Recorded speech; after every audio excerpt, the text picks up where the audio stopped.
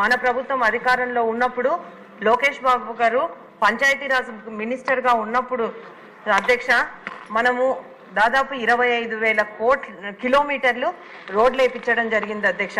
అలాగే 27 లక్షల LED లైట్లు కూడా వేయించడం జరిగింది అధ్యక్ష. జలజీవన్ మిషన్ లో మన ఏపీని 6వ స్థానంలో నిలబెట్టడం జరిగింది అధ్యక్ష. అలాగే 36 లక్షల కుటుంబాలకు వ్యక్తిగత మరుగుదొడ్లు కూడా కట్టించడం జరిగింది అధ్యక్ష. ఏ పని జరగాలన్నా కానీ సర్పంచ్ ఆదేశాల మేరకే జరిగేది అధ్యక్ష. కానీ ఈ వైసీపీ ప్రభుత్వంలో కనీసం 1 కిలోమీటర్ రోడ్డు కూడా వేయలేని పరిస్థితి అధ్యక్ష. అంతేకాకుండా అధ్యక్ష జలజీవన్ మిషన్ లో ఈ రోజు మన రాష్ట్రం 26వ స్థానంలో ఉందంటే సిగ్గుపడాల్సిన విషయం అధ్యక్ష. కాబట్టి అంతేకాదు అధ్యక్ష వీళ్ళు 5 ఏళ్లలో ఒక మరుగుదొడ్డి కూడా కట్టలేదు. గ్రామ పంచాయతీలకు నిధులు లేక గ్రామాల పరిస్థితి నిర్వీర్యంగా అయింది. అంతేకాకుండా ఇప్పుడు మనకు వర్షాకాలం అధ్యక్ష డయేరియా కూడా వస్తూ ఉంది.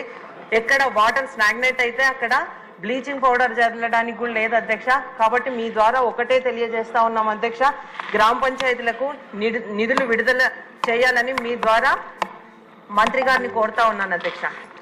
రామాంజలి గారు, ఇది అందరూ అంగీకరించాల్సినటువంటి సత్యమే అధ్యక్ష. ఎందుకంటే 2019-24 మధ్య వైసీపీ ప్రభుత్వం యొక్క నిర్లక్ష్య ధోరణి వల్ల పంచాయతీ వ్యవస్థలో చీకటి కోణాన్ని చూశాం.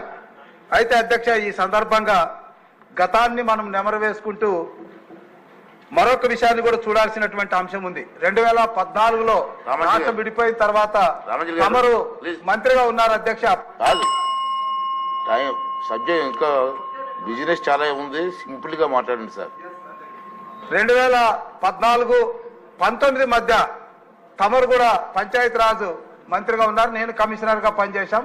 22 డిపార్ట్మెంట్లతో కన్వర్జెన్స్ చేసి మురిగిపోతున్నటువంటి నిధులు కూడా ఆనాటి ముఖ్యమంత్రి చంద్రబాబు నాయుడు గారు తెప్పించి పంచాయతీలకు ఒక స్వర్ణయుగాన్ని చూపించడం జరిగింది. అదే వ్యవస్థను తిరిగి మరి ఇప్పుడు మా డిప్యూటీ ముఖ్యమంత్రి గారు చొరవతో అదే వ్యవస్థను తీసుకురావాల్సినటువంటి ఆవశ్యకతను నేను మీ ద్వారా మంత్రి గారికి విన్నవించుకుంటున్నాను అధ్యక్ష. మరొక విషయం ఏంటంటే నిధులు ఎలాగో మురిగిపోయినటువంటి సందర్భం చూశాం. అయితే తెలుగుదేశం ప్రభుత్వంలో ఈ తోపుడు అంటే చెత్తలాగేటటువంటి కార్మికులకి ఇచ్చినటువంటి 7,500 పవర్ ఆటోల్ని మరి కనీసం వాళ్ళకి ఇవ్వకోకుండా ఎక్కడో గోడౌన్లో దాచినటువంటి వైనం మీద కూడా విచారణ జరిపించాల్సినటువంటి అవసరం ఉంది.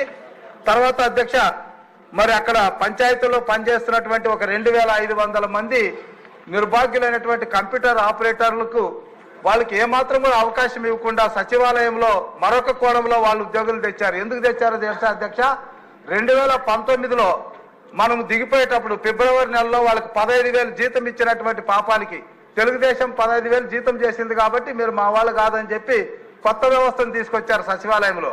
మరి వీళ్ళకి ఈరోజు ఫైనాన్స్ నిధుల నుంచి జీతాలు చెల్లించాల్సిన సమయంలో వాళ్ళేమో నిధులు పక్కదారి పట్టించారు. వాళ్ళకి జీతాలు లేక ఆకలితో అలమటిస్తున్నారు. ఒకవైపు సర్పంచులు బజార్లో భిక్షమెత్తారు, మరొక వైపు సిబ్బంది జీతాలు లేక అవస్థలు పడ్డారు. ఇది వైసీపీ ప్రభుత్వంలో పంచాయతీ వ్యవస్థకు పట్టినటువంటి గ్రహణం అధ్యక్ష.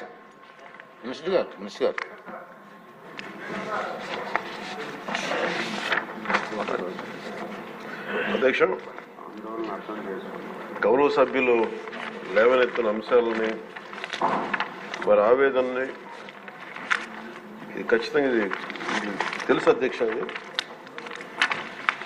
గత ప్రభుత్వం చేసిన అవకతవకల్ని మనం ఈ ప్రభుత్వం వారసత్వంగా వచ్చింది అధ్యక్ష. గౌరవ సభ్యులు ప్రత్యేకంగా ప్రస్తావించింది, ముఖ్యంగా ప్రస్తావించింది డబ్బులు కనిపిస్తున్నాయి అకౌంట్స్లోకి వెళ్ళినాయి, కానీ గ్రామ పంచాయతీలోకి వచ్చేటప్పటికి బ్లీచింగ్ పౌడర్ కొనడానికి కూడా డబ్బులు లేవు. ఇది సత్యం అధ్యక్ష. ఇది ఏమైపోయిందంటే కరిమింగిన వెలగపండులా అయిపోయింది. డబ్బులు కనిపిస్తున్నాయి, ట్రాన్సాక్షన్ కనిపిస్తున్నాయి అకౌంట్స్లో, కానీ నిధులు డ్రా చేయడానికి లేవు. ఇది దీని మీద ప్రత్యేకించి ఇది ఒక క్వశ్చన్ వల్ల కాదు అధ్యక్ష, దీని మీద గౌరవ సభ్యులందరికీ కూడా నేను తెలియజేసుకునేది దీని మీద ప్రత్యేకించి ఒక 4-5 గంటల సెషన్ జరగాలి అధ్యక్ష. అలాగే ఎందుకంటే ఇది మీ అందరూ గౌరవ సభ్యులందరికీ కూడా విన్నవించుకున్నాం మన స్పీకర్ గారి ద్వారా. ఇది చాలా లోతుగా అధ్యయనం జరగాలి. దీని మీద ఖచ్చితంగా ఒక వైట్ పేపర్ కూడా తీసుకురావాలని మనస్ఫూర్తిగా కోరుకున్నాం. ఆ ప్రయత్నంలో ఉన్నాం. గౌరవ సభ్యులందరూ తెలియజేస్తున్నాం అధ్యక్షుల ద్వారా. సో 2019 నుండి 24 ఇప్పటి దాకా 15th ఫైనాన్స్ కమిషన్ సంబంధించినంత వరకు 5,251 కోట్లు గ్రామ పంచాయతీల అకౌంట్లో పడ్డాయి. అలాగే 14వ ఫైనాన్స్ కమిషన్ సంబంధించి 2,336 కోట్లు అకౌంట్లో పడ్డాయి సార్. టోటల్గా 7,587 కోట్లు పడ్డాయి. కానీ అందులో 2,285 కోట్లు కరెంటు ఛార్జీల కొరకు ఏపీ డిస్కామ్ వారికి ఆర్థిక శాఖ పంపించేసింది. దీనికి గౌరవ సభ్యులు అడిగారు, దీనికి ఎవరు అనుమతి తీసుకున్నారని. ఎవరు అనుమతి తీసుకోలేదు. వాళ్ళ ఇష్టారాజ్యం, వాళ్ళు తీసేసుకున్నారు.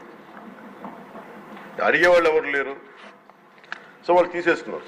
ఇది నేను రివ్యూలు చేస్తా ఉంటే అసలు ఇంకా మీరు అడుగుతున్నాయి చాలా తక్కువ. నాకు లోపల నుంచి ఒక చీమల దండులో వస్తున్నాయి సందేహాలు. సో మా అధికారులు అలసిపోతా ఉన్నారు. సందేహాలు మీకు జస్ట్ ఇది అందుకు నేను అడుగుతానంటే ఒక ప్రత్యేకంగా గౌరవ ముఖ్యమంత్రి గారికి కూడా నేను మీ ద్వారా తెలియజేసుకున్నాను అధ్యక్ష. దీని మీద ఒక స్పెషల్ పంచాయతీరాజ్ అవకతవకల మీద ప్రత్యేకమైన సెషన్ జరగాలి అధ్యక్ష దీని మీద.